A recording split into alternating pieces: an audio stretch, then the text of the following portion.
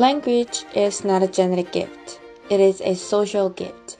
Learning a new language is becoming a member of the club, the community of speakers of the language.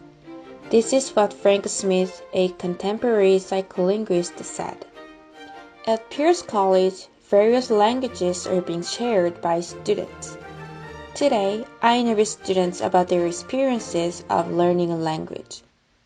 What language have you ever learned other than your native language? Why did you choose that language? The language is English.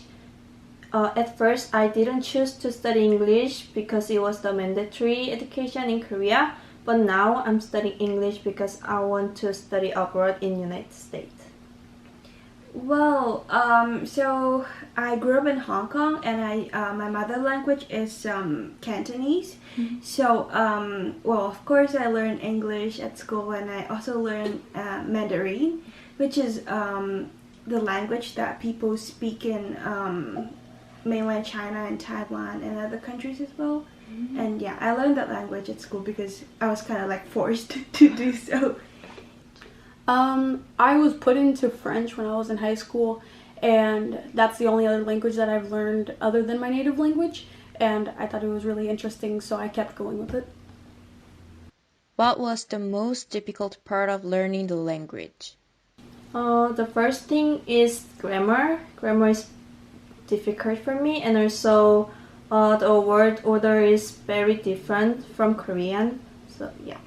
Mandarin, it's kind of similar to Cantonese, but the one thing that is challenging is that the pronunciation is a bit different, and there's like the vocabulary you have to like transmit a little bit in different ways. So yeah, that is like a tough part for me to understand. Yeah, I think it's the getting used to it and speaking it on a regular basis, because my teacher would teach us the objectives about the language, and we would have to learn on our own, and then once we learned, we would have to communicate that back in class. So I think that getting used to just speaking it every day was probably the hardest.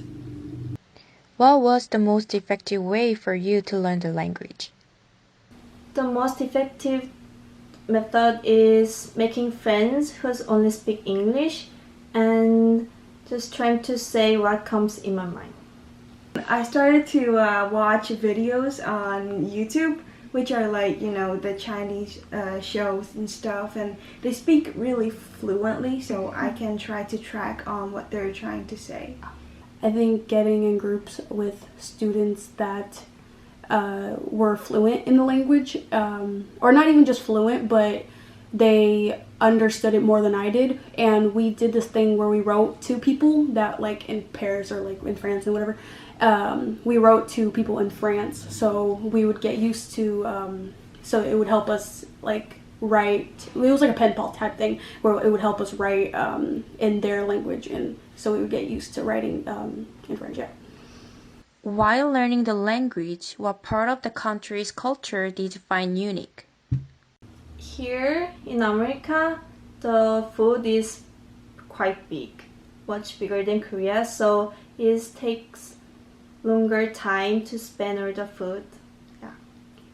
It's like we're Chinese, so I guess the culture is something that is similar, but the thing that are different is the way that people are speaking, and our ways to do stuff is different. How they say things versus like how they have like masculine and feminine words, but in English we don't have that. So I think that was like really unique about it, and it kind of reminds me like how Spanish has masculine and feminine words too, but yeah, English does not have that kind of stuff, and French does. Have you ever learned a second language? Pierce College also has various language classes. This is Joy Kim reporting from the Pioneer publication.